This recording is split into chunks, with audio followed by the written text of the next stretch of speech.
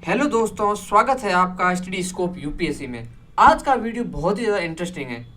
इस वीडियो में मैंने जो 2024 का जीएस पेपर दिया था उसको हम यहाँ पर देखेंगे।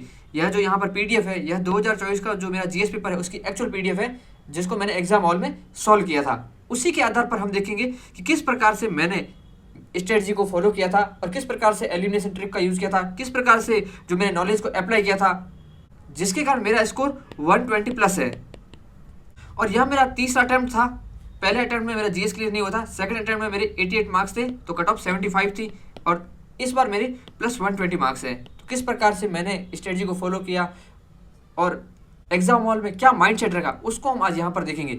अगर 2024 के पेपर का अच्छा रिस्पॉन्स आया तो 2023 का पेपर भी मैंने जो सॉल्व किया था उसका भी मैं इसी प्रकार से डिस्कस करूँगा। तो अभी हम इस 2024 के जीएस पेपर को देखते हैं कि किस प्रकार से मैंने एग्जाम हॉल में पेपर को सॉल्व किया था। तो चलिए शुरू करते हैं। यहाँ पर एक बात और बता देता हूँ कि जो मैंने यहाँ पर रेड पेन का यूज़ कर रखा है वो मैंने जो फर्स्ट फेज में क्वेश्चन किए थे उनमें मैंने रेड पेन यूज़ किया था। जो मैंने सेकंड टाइम में क्वेश्चन किए थे वो ब्लैक पेन वाले हैं। जैसे कि पहला प्रश्न है यहाँ पर रेड पेन का यूज़ है तो मैंने पहली बार में इसको कर दिया था, जबकि जो चौथा क्वेश्चन यहाँ पर ब्लैक पेन का यूज़ कर रखा है, यानी कि इसको मैंने पहली बार में छोड़ दिया था, सेकंड टाइम इस क्वेश्चन को मैंने किया था। तो यही मेरी स्ट्रेटजी रहती थी ताकि मेरे को बाद में जब मैं एनालाइज करूँ तो पता चल सके कि मैंने पहली बार में कौन सा क्वेश्चन किया था और सेकंड टाइम में मैंने कौन सा क्वेश्चन किया था। अब हम देखते हैं कि किस प्रकार से मैंने क्वेश्चन को सॉल्व किया था। पहला प्रश्न था वो परिसीमन आयोग से संबंधित था, तो मेरे को पहली बार में याद नहीं आया था तो मैंने सी को टिक कर दिया था, लेकिन फिर दिमाग पर जोर डाला और मैंने साइड में लिख दिए। आप भी ऐसा ही कीजिए, जब अभी जो आप मॉक टेस्ट दे रहे हैं उसमें साइड में लिख दीजिए। जैसे जो भी चीज़ आपको पता हो, कोई एक्ट हो गया, कोई डेट हो गई, कोई सन हो गया, तो आप उसको साथ ही साथ लिख दीजिए। जैसे कि यहाँ पर मैंने लिख दिए थे 51, 61, 71 और 2001। हालांकि ये सही नहीं है, सही तो क्या है 1952, 62, 72 और 2002 है, लेकिन उसके आसपास ही था तो जो याद आ रहा था वो लिख दिया था। तो पता चल गया कि 4 परिसीमन आयोग बन रखे हैं, तो मैंने डी टिक किया और यही सही आंसर है। दूसरा प्रश्न 71वें संविधान संशोधन से 8वीं अनुसूची में कौन सी भाषा जोड़ी गई थी उससे संबंधित था।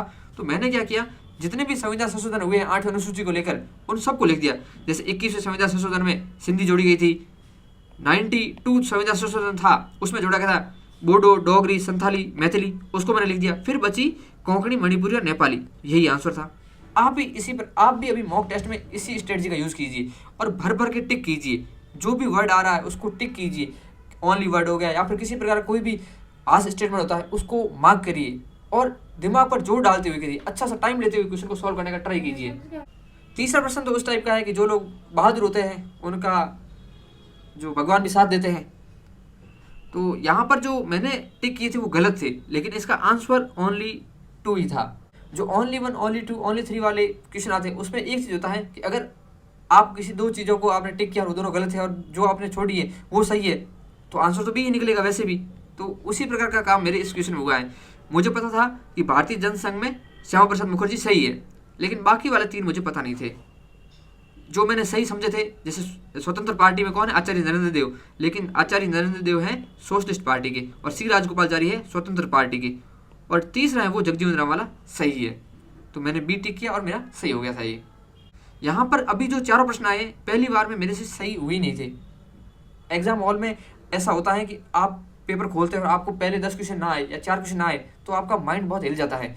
उस टाइम आपको काम रहने की बहुत ज़्यादा ज़रूरत है। लंबी सांसें लीजिए और अपने सांसों पर कंट्रोल कीजिए।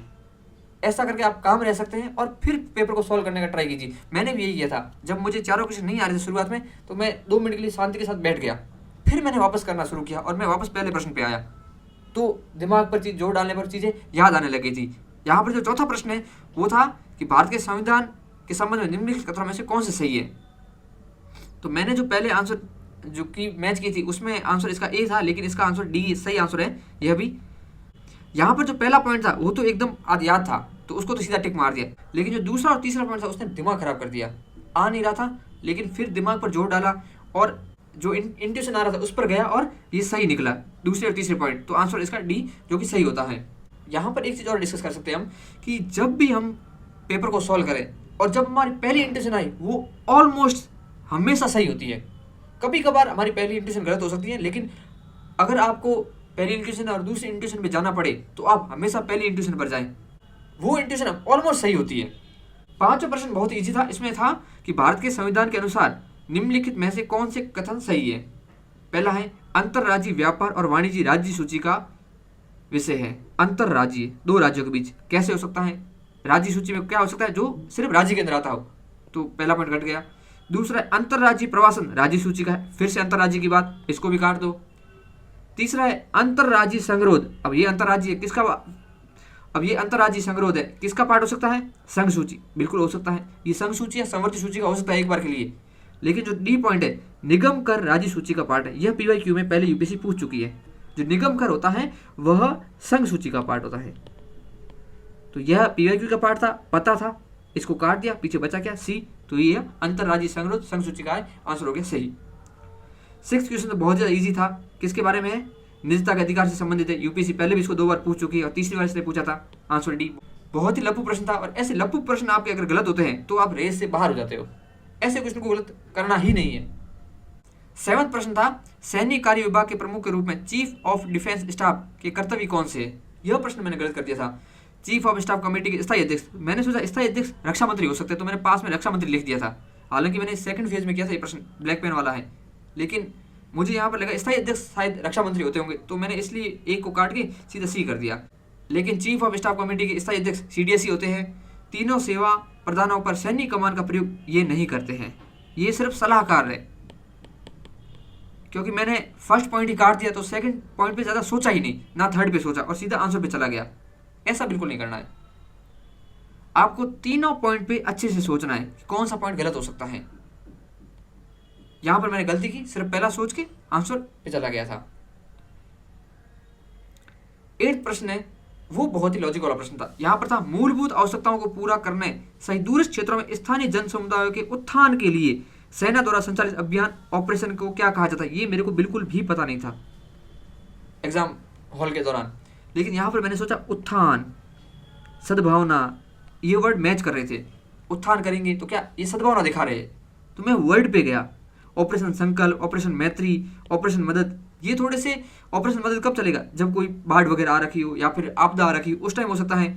ऑपरेशन मैत्री दो देशों के बीच मित्रता बढ़ाने के लिए, इस टाइप से हो सकता है। ऑपरेशन संकल्प किसी ने संकल्प ले रखा हो। लेकिन ये कह रहे हैं कि दूरस्थ क्षेत्रों में स्थानीय जन समुदाय के उत्थान के लिए सेना द्वारा संचालित अभियान, उत्थान कर रहे हैं। हालांकि ये प्रश्न जब हम पढ़ते हैं किसके बारे में, सिक्योरिटी के बारे में, तब जनरली आ ही जाता है एग्जाम्पल। लेकिन मैंने उससे इससे पहले सुना नहीं था इसको, अब तो आपने खूब सुन रखा होगा इसको। तो इसलिए मैं उत्थान वर्ड पे गया और इसका आंसर सी किया। ये मैंने सेकंड फेज के दौरान किया था क्योंकि ये ब्लैक पेन से कर रखा है। तो सेकंड टाइम मैंने बहुत अच्छे से सोचा कि उत्थान, उत्थान से सद्भावना, इस प्रकार से मैंने इसको सॉल्व किया था। तो इस प्रकार के लॉजिक आप यूज कर सकते हो, वर्ड पे जा सकते हो। आप वर्ड पे जाते हो तो यूपीएससी के 5 प्रश्न हमेशा ऐसे आते हैं जो आप बाय वर्ड जाके सॉल्व कर सकते हो और उनको सही कर सकते हो। तो उनमें से ये पहला प्रश्न हो गया। मैं पूरे प्रश्न गिना दूंगा आपको। यहाँ पर जो 9th प्रश्न है, विश्व में किन्हीं 2 देशों के मध्य सबसे लंबी सीमा निम्नलिखित में से किन के मध्य है? यहाँ पर 4 ऑप्शन है। चीन और भारत को सीधा काट सकते हैं, इनका तो कोई है नहीं, अगर होती तो हम कभी न कभी सुन लेते। कजाकिस्तान और रशियन फेडरेशन, रशिया बड़ा है लेकिन कजाकिस्तान भी काफ़ी बड़ा है, लेकिन इतना बड़ा नहीं है कि यह इसकी बाउंड्री को लंबा कर दे। दूसरा पॉइंट था चिली और अर्जेंटीना। अब चिली और अर्जेंटीना साउथ अमेरिका के अंदर बहुत ही ज़्यादा सीमा साझा करते हैं, तो मेरे को एक बार लगा था कि चिली और अर्जेंटीना क्या पता आंसर हो। लेकिन फिर मैंने सोचा कि कनाडा और संयुक्त राज्य अमेरिका के बीच एक तो जो इनकी बाउंड्री है, एक इधर अलास्का वाला पार्ट भी तो आता है, उसकी बाउंड्री भी तो काउंट होगी, तो ये सबसे ज़्यादा हो जाएगा ना। इस प्रकार से मैंने ए टिक किया और ये सही था। ये भी मैंने सेकंड फेज में किया था। 10वां प्रश्न है, मैंने कहा था हार्श स्टेटमेंट आए उनको आप एलिमिनेट कर सकते हो। लोकसभा में आचार समिति के संबंध में निम्नलिखित कथनों में से कौन से सही है? यहाँ पर देखिए, केवल कोई लोकसभा का सदस्य, मैंने इसको काट दिया और आंसर सीधा आ गया। बाकी भी मैंने इतना सोचा भी नहीं। यहाँ पर देखो, मैंने पहले पॉइंट पे टिक भी नहीं किया और ना इतना तीसरे पे सोचा, हार्श स्टेटमेंट को काटा और आंसर आ गया। मेरे शुरुआत के 10 में से 9 क्वेश्चन सही हुए। अब जब आपका ऐसी शुरुआत हो जाए तब आपको बहुत ही ज़्यादा बूस्ट मिल जाता है। 11वां प्रश्न है, डॉक्टर राजेंद्र प्रसाद के कार्यभार संभालने से पहले संविधान सभा के अस्थायी सभापति कौन थे? एकदम लप्पू प्रश्न। तीसरे चैप्टर खोलते लक्ष्मीकांत में यही आता है। 12वां प्रश्न था, भारत सरकार अधिनियम 1935 के संदर्भ में निम्नलिखित कथनों पर विचार कीजिए। अब इन क्वेश्चनों में क्या लॉजिक लगा सकते हैं? ये एक्ट कब का है? अंग्रेजों के समय का। अंग्रेजों से संबंधित कोई भी बात अगर पॉजिटिव आ रखी हो तो वो ऑलमोस्ट गलत होती है, और अगर वो नेगेटिव बात आ रखी हो वो ऑलमोस्ट सही होती है। पॉजिटिव बात ऑलमोस्ट गलत होती है और नेगेटिव बात ऑलमोस्ट सही होती है। तो पहली बात तो अंग्रेज जो भारतीयों को शक्तियाँ दे नहीं रहे थे, उनसे शक्तियाँ छीन रहे थे। यहाँ पर देखिए अब दूसरा पॉइंट, रक्षा और विदेश संबंधी मामलों को परिसंघीय विधानमंडल, विधानमंडल तब तक कौन आगे थे, भारतीय लोगों का बहुमत था उसमें, तो विधानमंडल के नियंत्रण के अधीन रखा गया। अब रक्षा जैसा इतना इंपॉर्टेंट विषय 1947 तक आते आते भी अंग्रेज इस विषय को भारतीय को दे नहीं रहे थे, 1935 में कहाँ से दे देंगे, इस प्रकार हमें सोचना है। तो इसको काट दिया। पहला पॉइंट है, इसमें ब्रिटिश भारतीय प्रांतों और देशी रियासतों को मिलाकर एक अखिल भारतीय परिसंघ। जब हम भारत सरकार अधिनियम 1935 को लक्ष्मीकांत के पहले चैप्टर में पढ़ते हैं तो यही सबसे पहला पॉइंट है कि इसके अंदर अखिल भारतीय परिसंघ बनाने की बात हुई थी। तो पहला सही आंसर आ गया ए। 13वां क्वेश्चन था, भास की रचना कौन सी है, यह मैंने गलत कर दिया था, इस पर मैंने सोचा नहीं, ऐसे क्वेश्चन को मेरे को करना भी नहीं चाहिए था, लेकिन मैं ऑलमोस्ट 100 क्वेश्चन करता हूँ। हालांकि इस पेपर में मैंने 3 क्वेश्चन छोड़े, मेरा यही रहता है कि मैं पूरे के पूरे क्वेश्चन करता हूँ, तो इसलिए यह मेरा गलत हो गया था। 14 प्रश्न है, जो 3 क्वेश्चन छोड़े उसमें से एक प्रश्न यही मैंने छोड़ा था, इसमें मेरे को बिल्कुल भी आइडिया नहीं लग रहा था, इसलिए मैंने इसको छोड़ दिया था। ऐसे क्वेश्चन को छोड़ सकते हैं आप, जिसमें आपका आइडिया ना लगे। 15 क्वेश्चन है, ये होता है ओवर स्मार्ट बनना। देखिए मैंने यहाँ पर 2023 पढ़ा ही नहीं, इस प्रकार की गलतियाँ होती हैं, वो आपको सिलेक्शन से बाहर कर देती हैं। ये तो अच्छा हुआ कि मेरे बाकी क्वेश्चन ठीक हो गए, अगर मैं बाउंड्री लाइन पे होता तो ऐसे क्वेश्चनों को अगर मैं बाद में देखता तो मैं खुद को कोसता रहता। ऐसी गलती आपको बिल्कुल भी नहीं करती, ये मैंने की है, मेरे को अभी तक पछतावा होता है कि मैंने इस प्रकार की छोटी गलती कैसे कर दी। यहाँ पर मैंने बाद में पढ़ा ही नहीं कि उपयुक्त में से कितनी संपत्तियों को वर्ष 2023 में जोड़ा गया है, जो यहाँ पर यूनेस्को साइट है। हालांकि देखा कि 4 के 4 यूनेस्को साइट है, सीधी सी बात थी, सीधा टिक मार दिया सभी 4, ये देखा ही नहीं। लेकिन यहाँ 2023 की पूछी थी, यह ऑलमोस्ट लोगों का गलत हुआ है, ऑलमोस्ट। 16 प्रश्न था, भारत के संविधान के अनुच्छेद 368 के अनुसार संसद निम्नलिखित में से किन के द्वारा संविधान के किसी उपबंध में संशोधन कर सकेगी, परिवर्धन, परिवर्तन, निरसन। यहाँ पर थोड़ा सा मेरे को समझ नहीं आया तो मैं कहाँ चला गया, इंग्लिश वाले पे, एडिशन, वेरिएशन एंड रिपील। तो थोड़ा बहुत समझ आया, 368 को अच्छे से पढ़ा था तो ये पता था कि तीनों कर सकते हैं। ये एक नॉलेज का प्रश्न था, स्टैटिक प्रश्न था, तो आंसर डी। 17वां प्रश्न, बहुत ही ज्यादा आसान प्रश्न, निम्नलिखित देशों पर विचार कीजिए, उपयुक्त में से किन देशों का उल्लेख प्रायः मीडिया में उनकी निम्न जन्म दर अर्थात वर्धोन्मुख जनसंख्या अथवा आसमान जनसंख्या के लिए किया जाता है। पहली बात तो अफ्रीका की कंट्री में आसमान तो नहीं होगा, अफ्रीका में अभी तक जन्म दर है बहुत ज़्यादा है, तो जो वर्ध जनसंख्या की ओर तो ये जा नहीं रहे। जो हम एनसीईआरटी में पढ़ते हैं, सुंडाकार जनसंख्या प्रारूप, घंटी आकार का जनसंख्या प्रारूप, ये वही एनसीईआरटी का प्रश्न है बिल्कुल। वहाँ पर दे रखा है नाइजीरिया का एग्जाम्पल, जापान का एग्जाम्पल, और अगर नहीं भी दे रखा हो तो जापान का तो पता ही है कि यहाँ पर जो जनसंख्या वर्धिशील होती जा रही है, तो दूसरा तो सही होगा ही होगा, दूसरा सही है, तो बी और डी तो कट गई सीधे। फिर बचे कौन, ए और सी। ए में कौन है, 1 2 4, और सी में 2 और 4, यानी कि 2 और 4 तो है ही है। अब बचा कौन, एक, इटली। कहाँ पर आता है, यूरोप में। यूरोप की जनसंख्या भी कैसी है, आसमान जनसंख्या है, वहाँ पर भी जो वृद्ध लोगों की जनसंख्या बढ़ रही है। इटली की जो पॉलिसी है वो अभी ये भी है कि इटली बाहर से लोगों को इनवाइट कर रहा है कि आप हमारे देश में आइए, हमारे देश के नागरिक बनिए, ताकि उनकी जो जनसंख्या है, ताकि वहाँ पर युवा जनसंख्या हो सके। जो 18 प्रश्न था वो मेरा गलत हुआ था। यहाँ पर मैंने सोच लिया था कि अनुच्छेद 109 में धन विधेयक के बारे में नहीं होगा, अनुच्छेद 110 के 10 में होगा, क्योंकि हम यही पढ़ते हैं धन विधेयक के बारे में 110 में वार्षिक वित्तीय विवरण। तो मैंने पहला काट दिया, पहला काटा तो सीधा आंसर बी पे चला गया, ज़्यादा सोचा नहीं इस पर, तो ये गलत हो गया। 19वां प्रश्न है वो बिल्कुल ही लॉजिक के साथ किया है, और मैंने नॉलेज का यूज़ किया ही नहीं, मैं ऑप्शंस पे गया। ऑप्शंस पे क्या है, 1 4, 1 3, 2 3 4 और ओनली 3। यहाँ पर ओनली 3 की जगह कितने आ सकते हैं, ओनली 1 आ सकता था, ओनली 2 आ सकता था, ओनली 4 आ सकता था, या फिर और भी काफ़ी यहाँ पर कॉम्बिनेशन बन रहे। मैंने कहा है ओनली 3 क्यों दिया है, कुछ तो इसका रीज़न होगा। तो मैं इंट्यूशन पे गया और इसको टिक किया और ये सही हो गया। पहले मैं इसको छोड़ रहा था, मैं एन लिखने का मतलब मैं छोड़ रहा था, लेकिन फिर मैंने ऑप्शन पे गया और देखा कि ओनली 3 आ रखा है, तो मैंने इसको किया और ये सही हो गया।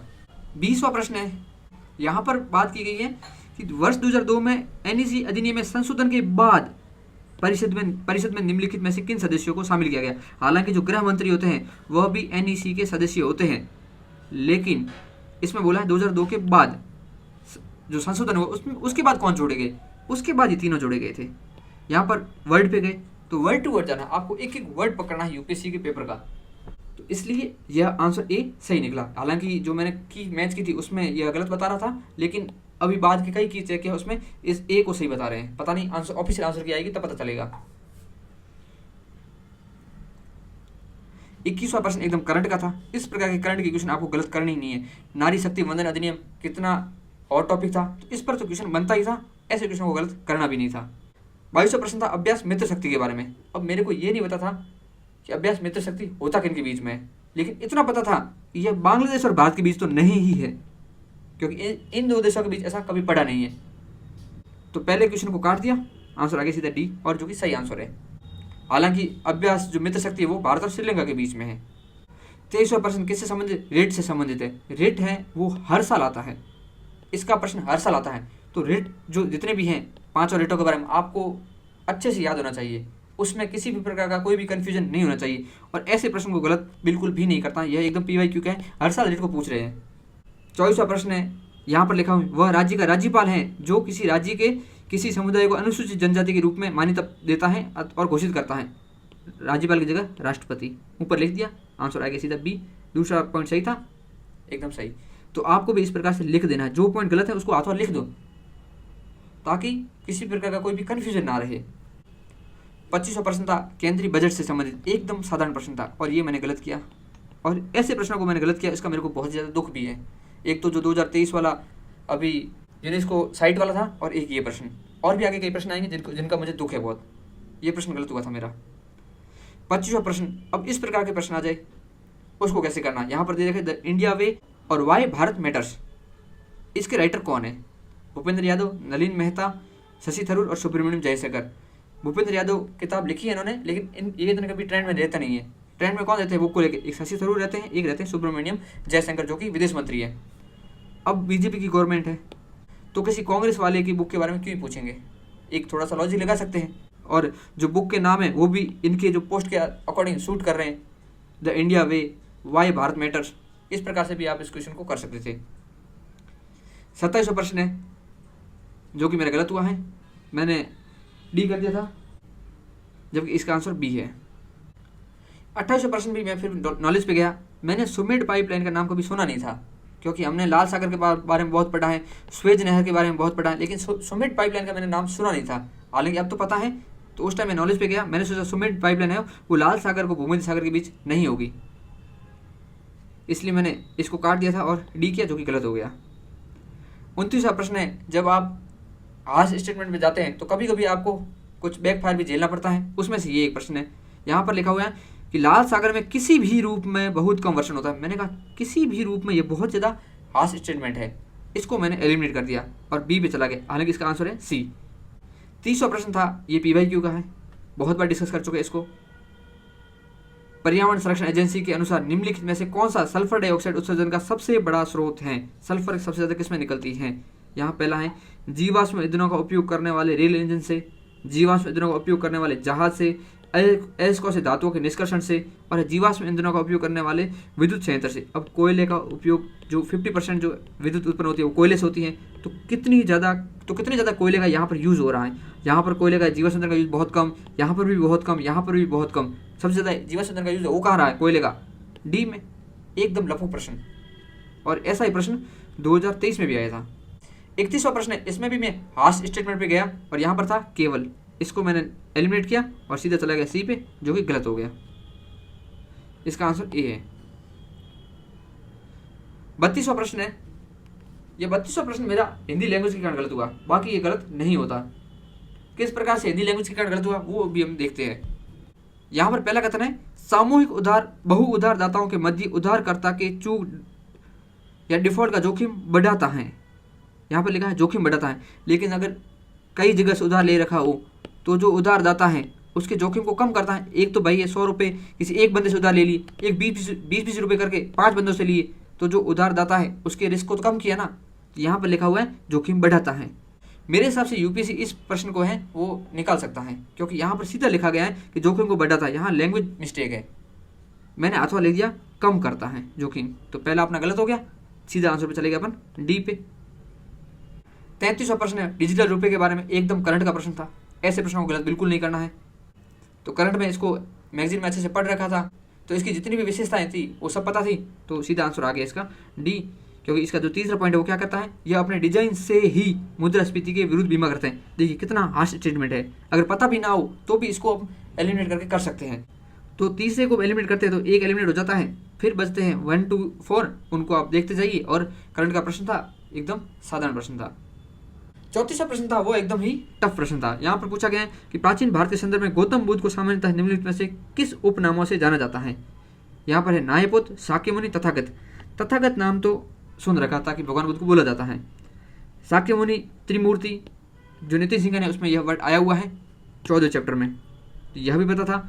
न्यायपुत्र नाम था वो पता नहीं था, तो यहाँ पर 50-50 था, या तो होगा सी या होगा बी। फिर भगवान का नाम लिया और बी पे टिक किया, सही हो गया। तो कभी कभी आपकी जो वीरता है वो आपको फ़ायदा दिलाती है एग्जाम हॉल के अंदर। जब आप 50-50 पहुँच गए हो तब आपको उस क्वेश्चन को छोड़ने का कोई सेंस नहीं बनता है, उसको तो करना ही है। 35वां प्रश्न है कि पुरातत्व स्थल, राज्य और विवरण। तो यहाँ पर जो इनाम गांव है, इनाम गांव का एनसीईआरटी में बहुत ही अच्छे से दे रखा है। इनाम गांव जोरवे कल्चर के अंदर आता है। जोरवे कल्चर का एक सबसे बड़ा गांव इनाम गांव है। दैमाबाद, इनाम गांव, इनके नाम सुने होंगे। जो गोदावरी की शाखा नदी है प्रवरा, उसके तट पर ही बसे हुए हैं। ये सब एनसीईआरटी में दिया हुआ है। तो दूसरा पॉइंट तो सही था, तो दूसरा पॉइंट सही है, तो सी और डी तो सीधे एलिमिनेट हो गए। अब बचता है या तो एक सही है या फिर 3 सही है। एक था चंद्रकेतुगढ़ और दूसरा था मंगडू। अब मंगडू का बिल्कुल भी नहीं पता था, लेकिन चंद्रकेतुगढ़ का थोड़ा बहुत पता था कि ये ओडिशा में तो नहीं ही है। मैंने हालांकि इसको हड़प्पा साइड समझा था, लेकिन यह वेस्ट बंगाल के अंदर है, ओडिशा के अंदर नहीं, ये मुझे पता था। तो इसलिए आंसर होता है इसका बी, और जो कि सही हुआ। 36वां प्रश्न है मध्यकालीन भारत के निम्नलिखित शासकों में से किसने पुर्तगालियों को भटकल में एक किला बनाने की अनुमति दी थी। पहली बात तो जो पुर्तगाली वो आए कब थे, 1498 में। और कृष्णदेवराय कब शासक बने थे, 1509 के करीब बने थे। तो 1498 में आए, हाथों हाथों इनको किला बनाने की जरूरत पड़ेगी नहीं। कुछ दिन आए भारत के अंदर, अपना जो व्यापार है वो विस्तृत किया, और फिर 1510 तक आते थे जब उन्होंने गोवा को जीत लिया था। किससे, बीजापुर से थे। तो बीजापुर से गोवा जीता था, तो ये मुस्लिम शासकों के विरोधी हो गए। तो सपोर्ट किसके जाएंगे, जो कृष्णदेवराय उसके सपोर्ट में जाएंगे, क्योंकि दुश्मन का दुश्मन दोस्त। इसलिए एक लॉजिक लगा सकते हैं कि जो कृष्णदेवराय हैं वही कौन होंगे, पुर्तगाली को किला बनाने की अनुमति देने वाले होंगे। नरसिम्हा सलुआ हैं वो थोड़े पहले आ गए। टाइम पीरियड मैच किससे कर रहे हैं, कृष्णदेवराय से। तो आंसर होता है ए। और दूसरा इसमें ये लॉजिक लगा सकते हैं, अगर विजयनगर से संबंधित कोई प्रश्न आए तो उसमें अगर कृष्णदेवराय ऑप्शन में, तो ऑलमोस्ट टाइम वो सही होता है। यह भी एक लॉजिक था, तो ए इसका आंसर है, जो कि सही होता है। 37वां प्रश्न वापस वही, मैंने कहा था कि अंग्रेजों से संबंधित कोई भी प्रश्न आ जाए उसकी कोई पॉजिटिव बात होगी वो हमेशा गलत होगी और नेगेटिव बात हमेशा सही होगी। यहाँ पर बात की गई है कॉर्नवालिस द्वारा राजस्व संग्रहण के संदर्भ में निम्नलिखित कथनों पर विचार कीजिए। पहला पॉइंट है राजस्व संग्रहण के रेतवाड़ी बंदोबस्त के अधीन किसानों को फसल खराब होने या प्राकृतिक आपदाओं की स्थिति में राजस्व भुगतान से छूट दी गई। पॉजिटिव बात है। अंग्रेज छूट क्यों देंगे, पहली बात, अंग्रेज तो लूटने के लिए आए थे, उनको तो ज़्यादा से ज़्यादा राजस्व वसूलना था। वो तो कोर्ट के आदेश के बाद भी छूट नहीं देते थे। जो भारतीयों के विद्रोह करने के बाद, विरोध करने के बाद, जैसे कि जो खेड़ा सत्याग्रह हुआ था या फिर जो चंपारण सत्याग्रह हुआ था, उसमें अंग्रेज अड़े हुए थे छूट देने से। तो यहाँ पर छूट सामने से आके कैसे दे देंगे, इतने भले अंग्रेज कब से हो गए।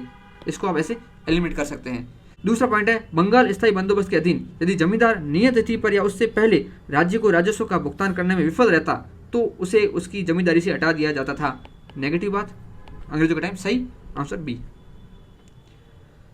38 प्रश्न है उपनिषदों में कोई नीति कथा नहीं है। कितना हार्श स्टेटमेंट है, कोई, सीधा निकाल दो इसको।